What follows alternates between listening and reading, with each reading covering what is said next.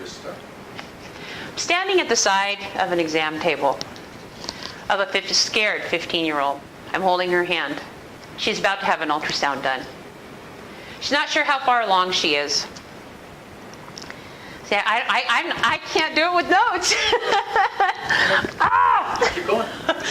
Put it right there. Just put it right there on the table and just flip them over. Okay. Just flip them over. I just need the word. There we go. Okay. Get a closer table. Where you want to go, you're fine. We'll All right. Okay, sorry. We'll follow you. Okay. As I'm standing beside a 15-year-old that's scared, she doesn't know how far along she is. I'm standing next to the ultrasound table as the nurse gets ready to do the ultrasound. Tears are running down this girl's face. She knows that she's pregnant. She's taken the test. But she really doesn't know how far along she is. I hold her hand, tell her that everything's going to be okay. We do the ultrasound, and that baby is 8 weeks, and there's hands, and there's feet, and the heartbeat is like a butterfly fluttering. What a beautiful sight.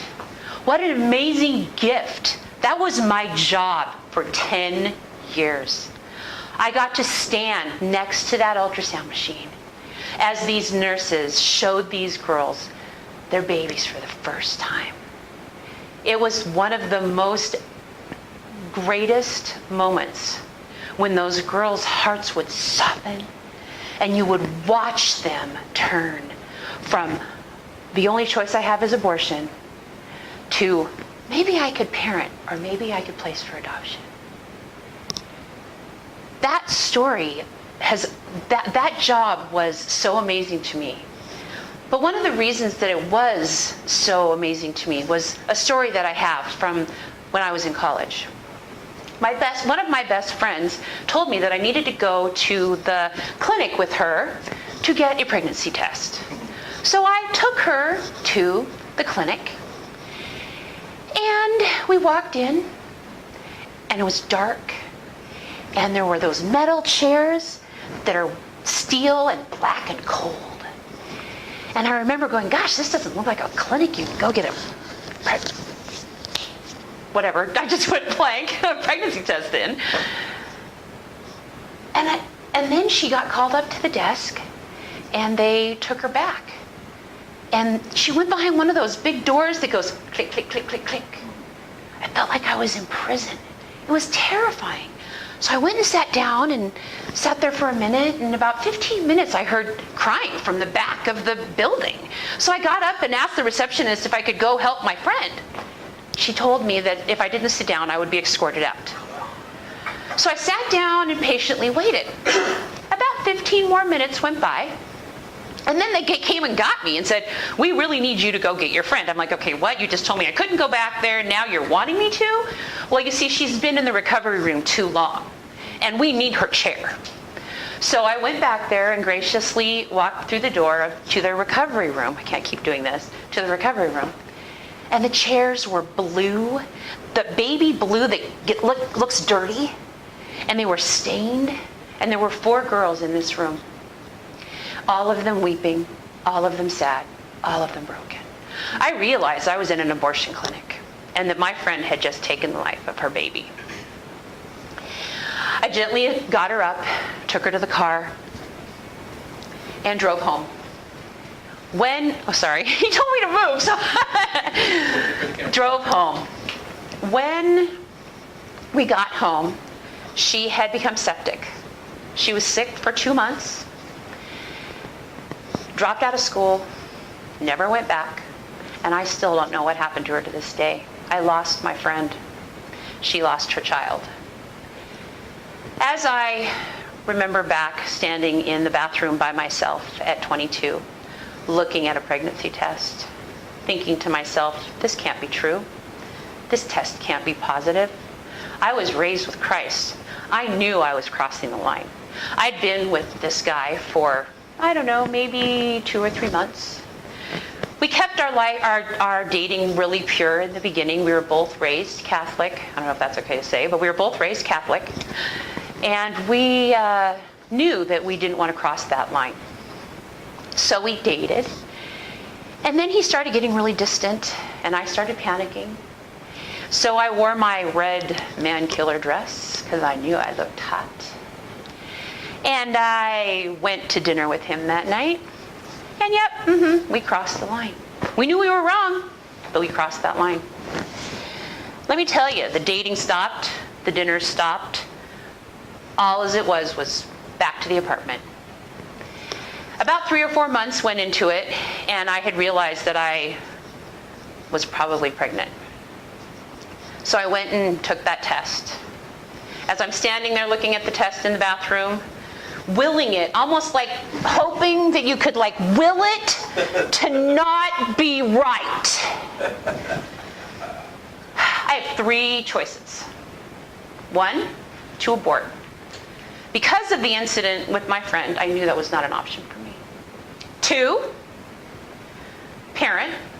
I was 22, I had a good job, I was going to school, I was raised good.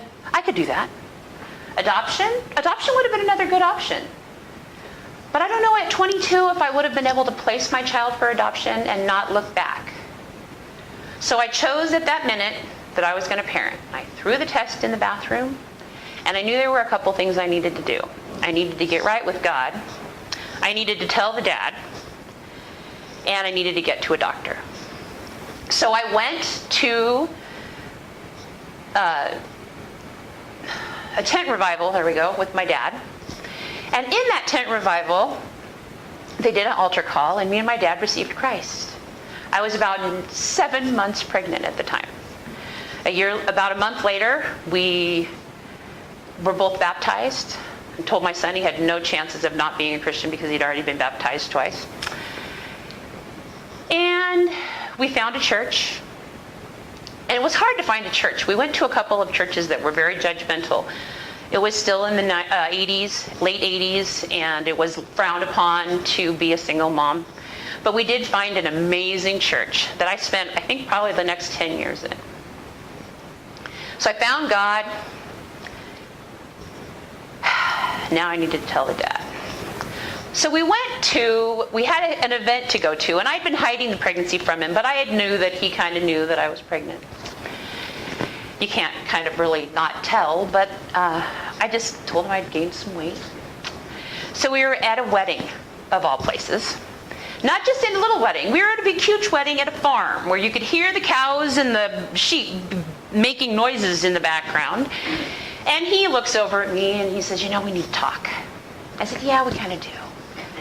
He said, "Well, I just want to let you know that you don't fit in my plan anymore." See, he had this plan.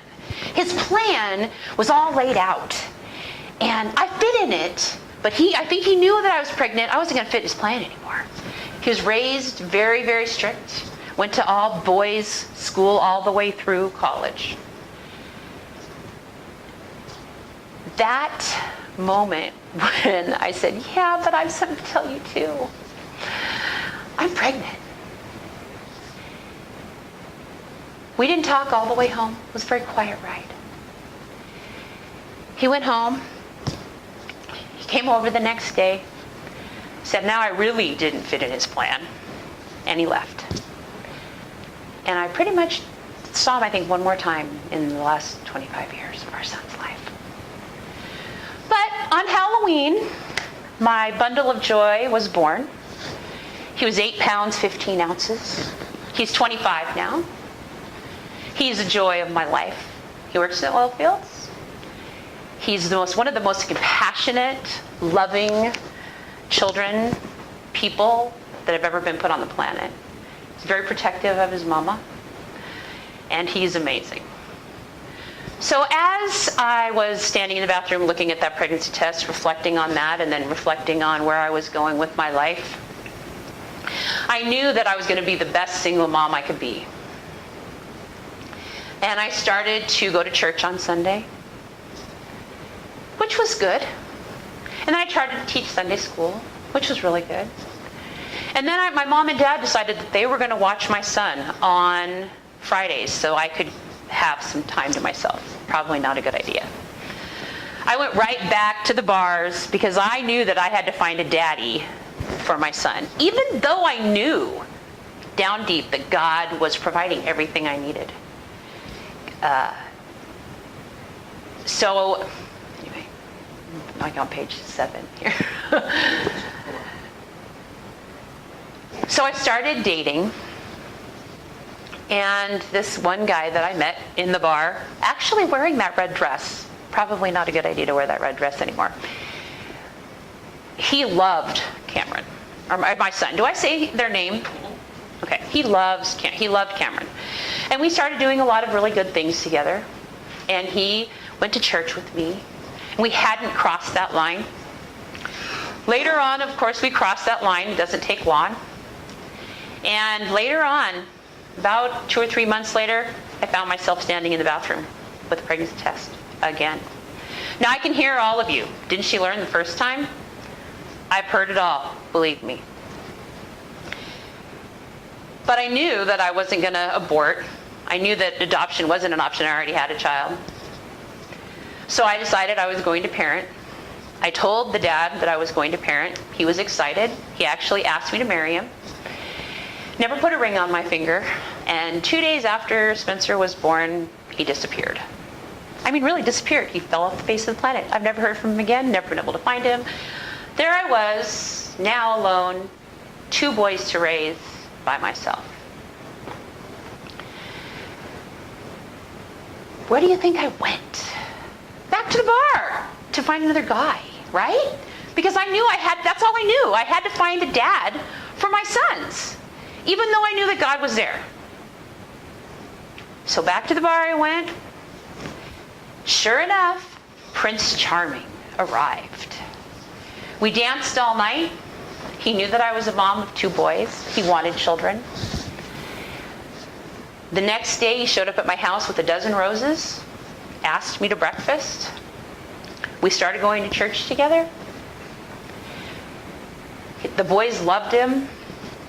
He was amazing. About 2 or 3 months into the relationship, you guessed it, we crossed that line again. But this time, it was a little different. He asked me to marry him. He was raised right. He put a ring on my finger. And I walked down the aisle, finally, with Prince Charming. I was 7 months pregnant. It was 108 degrees outside. My feet were swollen. I was miserable physically, but emotionally and mentally, I was happy. I had arrived. I had found the white picket fence. I had found my Prince Charming. We got married, went on our honeymoon. Wasn't too fun when you're 7.5 months pregnant and it's 108 degrees outside. But it was still a good honeymoon. And we settled into our lives. 2 months later, our son Austin was born. Beautiful baby boy, 9 pounds, 15 ounces. I didn't talk about how amazing Spencer was. Okay, I have to remember to do that. But Spencer, Austin, I don't even know if I need to add those things. Sorry. But anyway, so Austin was born, and it blessed our life. We went to the doctor at my 2-month check to be able to be told that we were allowed to start messing around again. And you guessed it, I was pregnant.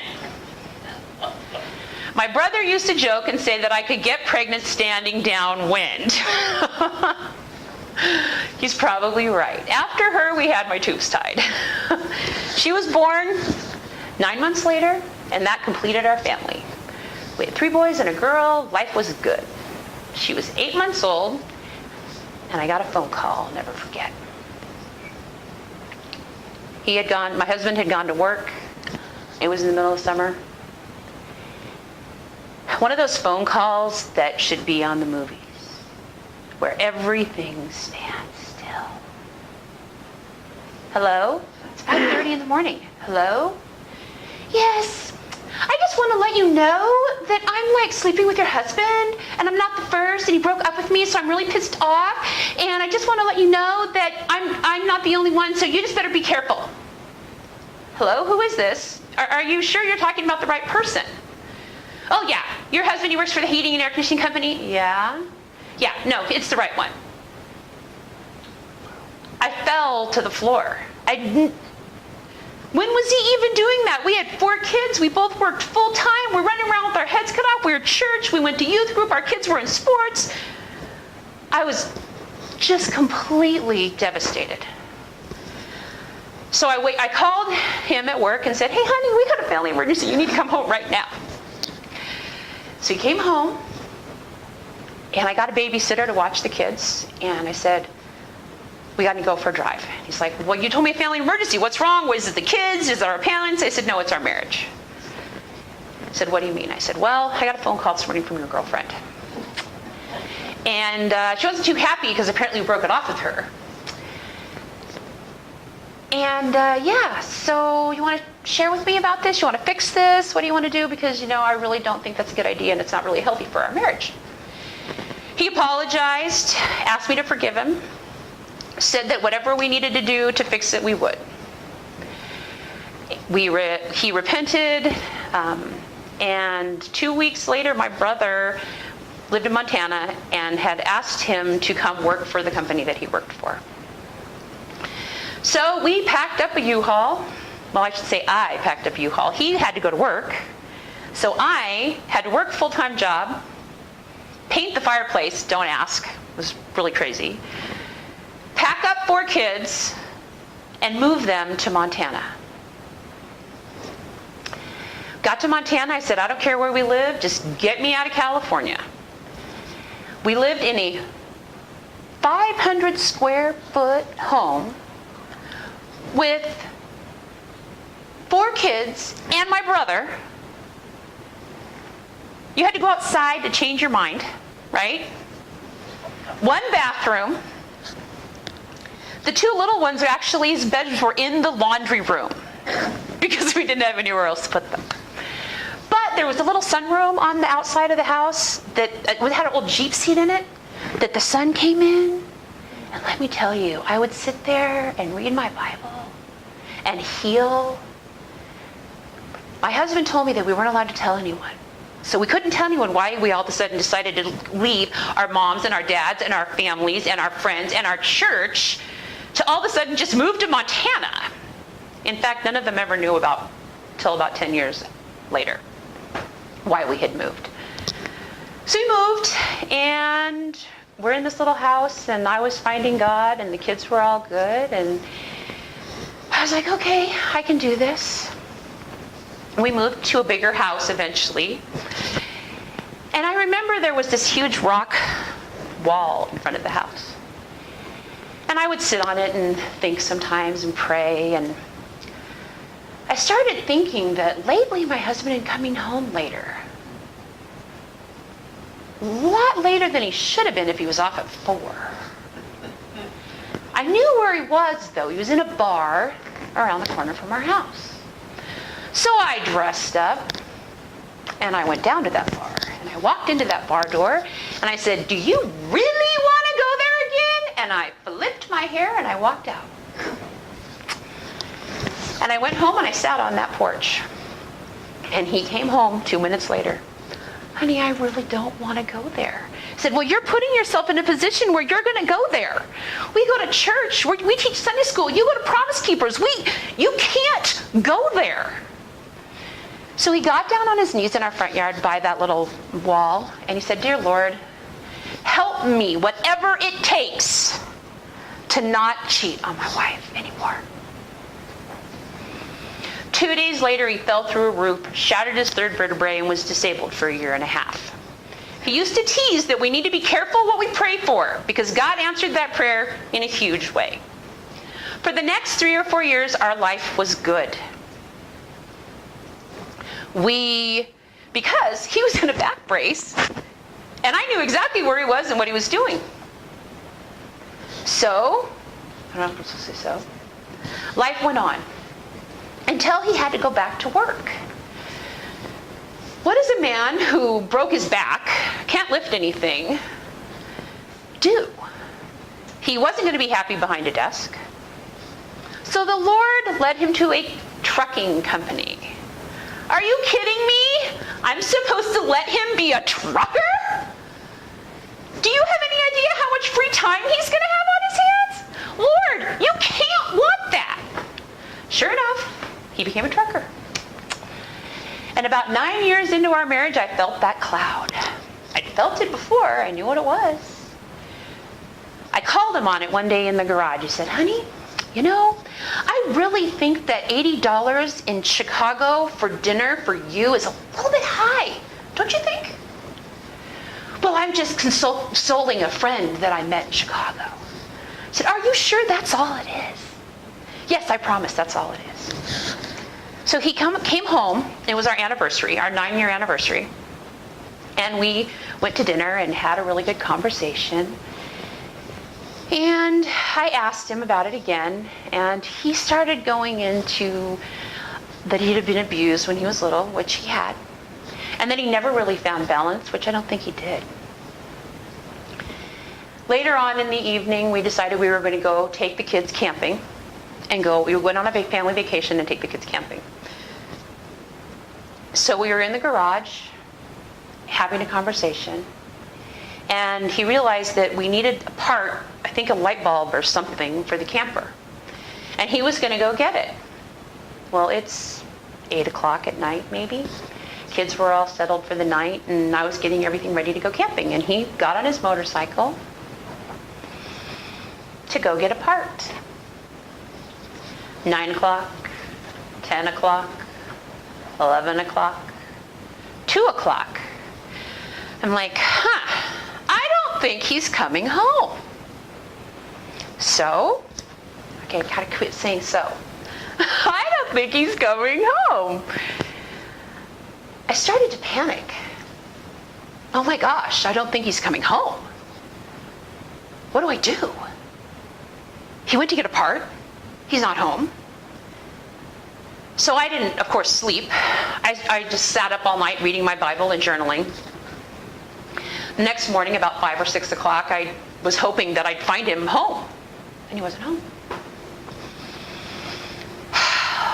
What do I do? So, of course, I'm not going to tell the children that their dad was missing. So I called my best friend. I said, yeah, my husband left last night on his motorcycle at 8 o'clock to go get a part. Never came home. Not sure what to do. Can you come get the kids so I can maybe go look for him? Sure. So she came and got the kids. And I was afraid to leave, because when somebody's missing, you do the most craziest, weirdest things. I knew that if I left and he came home, well, what if I wasn't there when he came home? But then if I didn't go look for him, then I wasn't a very good wife if I didn't go look for him. So I got in my car and drove around. I would leave little notes on the front door saying, hey, honey, if you decided to come home, this is your wife. We love you. Please call me. Don't disappear again. And I would go look for him. One time I went to look for him. My friend had just given me the I Will Survive CD by Gloria Gaynor. I know every word to that song. I will not sing it for you because my voice is terrible. You don't want me singing it for you. But it's a good song. And I knew I was going to survive because I had God, I had amazing friends, I had a church. We were going to find him. So I had to make a police report. Not fun. The police came to my house. And they're like, what was he wearing? You know, I told them. Was he angry at you? No. And then I thought, wait, maybe. But do I tell him about the possible affair? How much do I want them to know, right? So then all these things started rushing through my head, and I told them what I felt they needed to know, and that was that. That was on a Friday. And they told me to call back on Sunday if I hadn't heard anything. So this is a true story. I called back on Sunday morning. I said, hello, this is Karla Sutter. I would like to know if you found my husband or if you have any idea where he's at. She's like, oh, hold on, ma'am. The deputy needs to speak with you. So I'm thinking, oh, good. Maybe they found him, right? I'm all excited. It's been about a week. He's been missing. So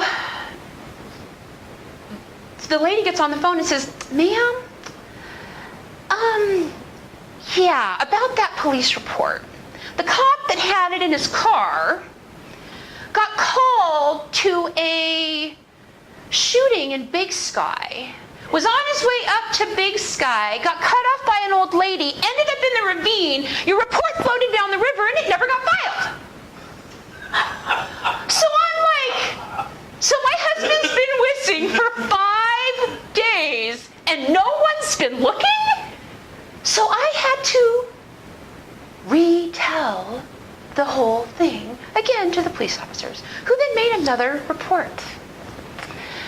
So it's been about a week, and he had left his phone when he went to go get the part.